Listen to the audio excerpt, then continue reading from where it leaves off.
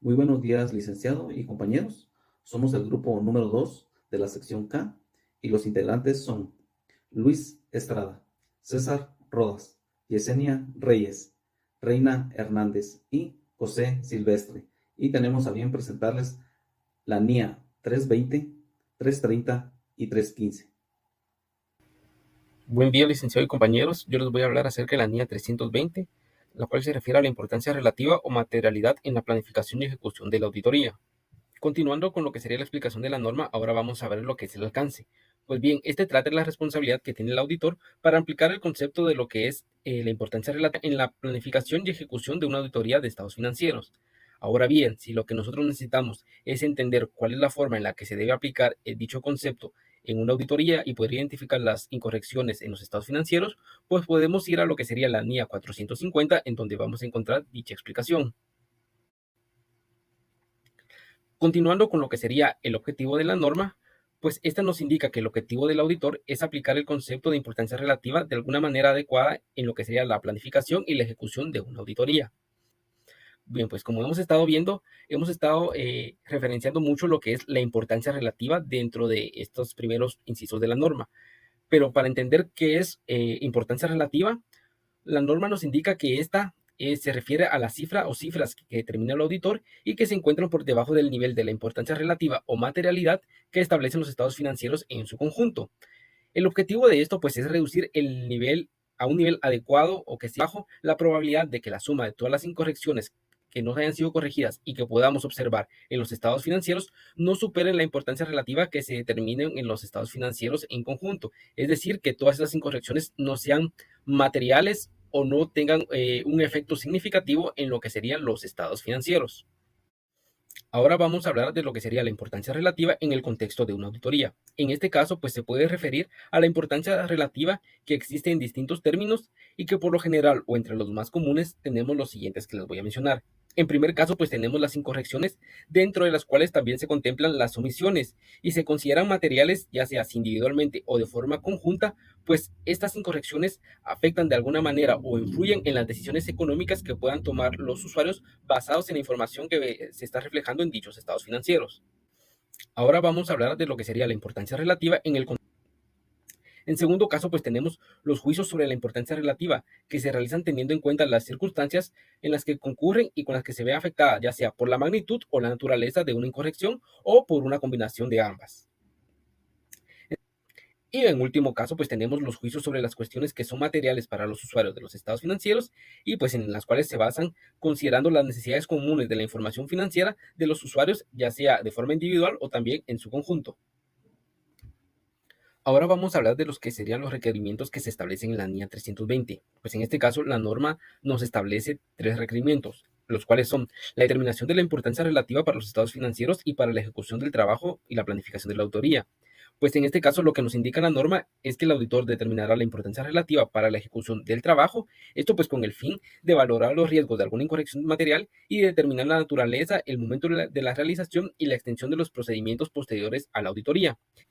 Ahora vamos a hablar de los que serían los requerimientos que se establecen en la NIA 320. Pues en este caso, la norma nos establece 3 requerimientos, los cuales son, en segundo caso, o el segundo requerimiento que la norma nos indica, es que el auditor debe revisar la importancia relativa para los estados financieros en su conjunto cuando sea el caso de que él disponga de información durante la realización de la auditoría, que si él la hubiera obtenido desde un inicio, algunas cifras o algunas decisiones que él tomó hubieran sido diferentes de haber tenido esta información desde un inicio. Y por último, lo que la norma nos menciona es la documentación.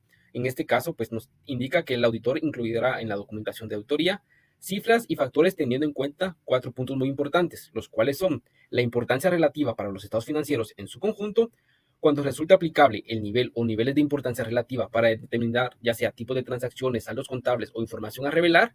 Como tercer punto sería la importancia relativa que se está utilizando para la ejecución del trabajo. Y en último punto, pues nos menciona que cualquier revisión de las cifras establecidas a medida que la auditoría va avanzando. NIA 330, que trata de las respuestas del auditor a los riesgos valorados. Esta NIA trata acerca de las responsabilidades que tiene el auditor de responder a los riesgos de incorrecciones materiales identificados y valorados según la NIA 315 en una auditoría de estados financieros. El objetivo del auditor es obtener evidencia suficiente y adecuada sobre los riesgos valorados de incorrecciones materiales mediante respuestas adecuadas. Procedimientos sustantivos son procedimientos de auditoría diseñados para detectar incorrecciones materiales. Y estos procedimientos son procedimientos sustantivos y pruebas de detalle. En este caso tenemos para los procedimientos sustantivos, el auditor puede utilizar análisis predictivos, análisis de datos, análisis coeficientes y análisis de tendencias. En las pruebas de detalle, el auditor puede utilizar una prueba de población completa, que esto llevaría mucho trabajo. También puede utilizar las pruebas de muestreo y las pruebas de partidas específicas. En este caso, si ustedes ven el cuadrito que aparece abajo, hay un análisis de tendencias donde aparecen los activos, los pasivos y patrimonios y reservas. En este caso, pues podemos ver ahí que están los años comparativos de X años y también tenemos la comparación sobre la valoración de cifras y también las variaciones en porcentajes. Y esto ayudará al auditor, y esto ayuda al auditor para los procedimientos sustantivos a aplicar. Pruebas de controles. Son procedimientos para evaluar la eficiencia operativa de los controles en la prevención o en la detección o corrección de incorrecciones materiales en las afirmaciones. Si el auditor detecta desviaciones en los controles, el auditor determinará todas las pruebas de controles que se han realizado proporcionan una buena base adecuada para confiar en esos controles. Y si son necesarias, pruebas adicionales. Buenos días para cada uno de ustedes. El día de hoy les voy a explicar lo que es la evaluación de la eficiencia operativa de los controles. Dice que el auditor va a evaluar la eficiencia operativa de los controles. En este evaluará si las incorrecciones que se han detectado mediante los procedimientos sustantivos indican que los controles no están funcionando de una forma eficaz. Sin embargo, también vamos a tomar en cuenta de que la ausencia de las incorrecciones detectadas mediante procedimientos que se hayan realizado, procedimientos sustantivos, no constituyen evidencia de que los controles relacionados con la información son objeto de prueba que sean eficaces. Eso es cuando no se ha detectado. De la misma manera, cuando se detectan desviaciones de controles que se tienen previstos en los que se va a confiar, el auditor realizará indagaciones específicas para comprender dichas relaciones y las consecuencias potenciales que esto pueda tener. También tenemos los procedimientos sustantivos, que tenemos elementos sustantivos relacionados con el proceso del cierre de los estados financieros. De los procesos sustantivos del cierre de los estados financieros, tenemos la comprobación de la concordancia o conciliación de la información de los estados financieros con los registros contables de los cuales se obtiene. También tenemos un examen de los asientos del diario y de otros ajustes materializados realizados durante el proceso de la preparación de los estados financieros. También entre los procedimientos sustantivos tenemos los procedimientos sustantivos que corresponden a un riesgo significativo. Acá vamos a incluir las pruebas de detalle. También dentro de los procedimientos sustantivos tenemos el momento de la realización de los procedimientos sustantivos, que estos van a comprender desde la fecha inmediata hasta el cierre del periodo. De la misma manera, la norma nos requiere documentación. Dice que el auditor va a incluir en su documentación de auditoría las respuestas globales frente a los riesgos valorados de incorrección material en los estados financieros y la naturaleza, momento de realización y extensión de los procesos de auditoría posteriores que han sido aplicados. También va a incluir la conexión de dichos procedimientos con los riesgos valorados en las afirmaciones, también los resultados de los procedimientos de auditoría, estos que han sido incluidas, las conclusiones, cuando dichas conclusiones no resulten siendo claras.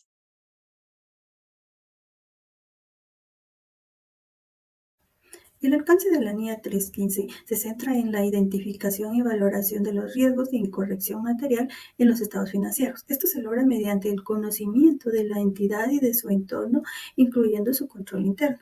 También procedimientos de valoración de riesgo, conocimiento de la entidad y su entorno, así como la documentación. El objetivo principal es ayudar a los auditores a identificar y valorar los riesgos de incorrección material en los estados financieros de una entidad. Por lo tanto, debe obtener conocimiento detallado, identificar y valorar riesgos, diseñar diseñar procedimientos de auditoría, esto para prevención de errores y fraudes. También mejora la calidad de la auditoría y hay confianza en los estados financieros. En las definiciones tenemos afirmaciones, son representaciones de la administración explícitas, implícitas, que están contenidas en los estados financieros. El riesgo de negocio se refiere a los riesgos que surgen de condiciones, eventos, circunstancias, acciones o inacciones que podrían afectar negativamente la capacidad de la entidad para alcanzar sus objetivos y ejecutar sus estrategias. El control interno es el proceso diseñado y efectuado por los encargados del gobierno, la dirección y otras personas para proporcionar seguridad razonable sobre el logro de los objetivos de la entidad. Los procedimientos de valoración de riesgo. Las acciones que el auditor lleva a cabo para obtener una comprensión de la entidad y su entorno. Riesgo significativo. Se refiere a un riesgo de incorrección material identificado y valorado por el auditor, que a su juicio requiere una consideración especial en la auditoría.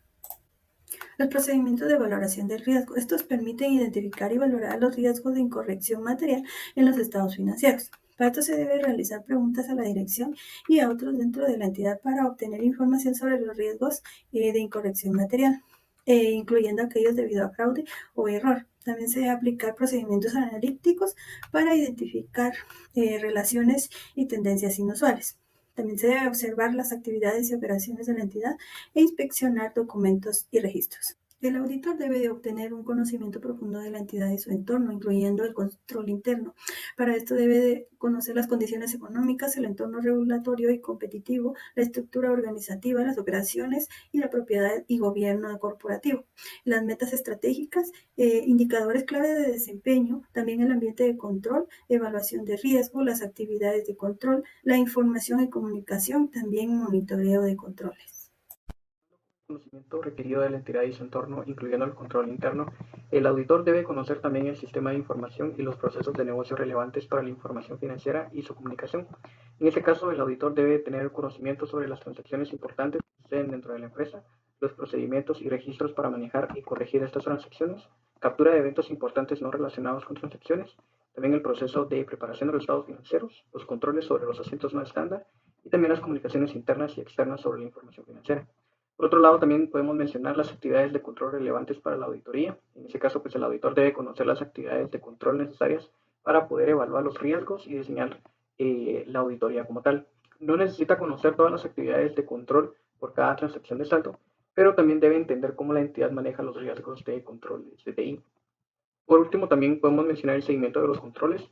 El auditor debe entender cómo la entidad monitorea y corrige el control interno financiero. Y si hay una auditoría interna, debe evaluar su relevancia, responsabilidades y actividades. También debe conocer las fuentes de información usadas y la confianza y la fiabilidad sobre esa información. Por otro lado, también la NIA 315 nos habla sobre la identificación y la valoración de los riesgos de incorrección material. En primer punto, tenemos que el auditor identificará y valorará los riesgos de incorrección material. Esto significa que el auditor verificará las cuentas más significativas y valorará en términos de medio, bajo o alto el tipo de riesgo que se está evaluando. Por otro lado, también tenemos los riesgos que requieren una consideración especial de auditoría. En este caso, para una consideración especial de auditoría estamos hablando sobre riesgo de fraude o bien riesgo de negocio. Por otra parte, también los riesgos para los que los procedimientos sustantivos por sí solos no proporcionan evidencia de auditoría suficiente y adecuada. Son en aquellos procedimientos en los cuales son muy automatizados y en los cuales no podemos obtener evidencia sustancial o bien aplicando procedimientos sustantivos que nos den evidencia suficiente y adecuada sobre los procesos automatizados. En este caso, se evalúan los controles para poder reducir los riesgos.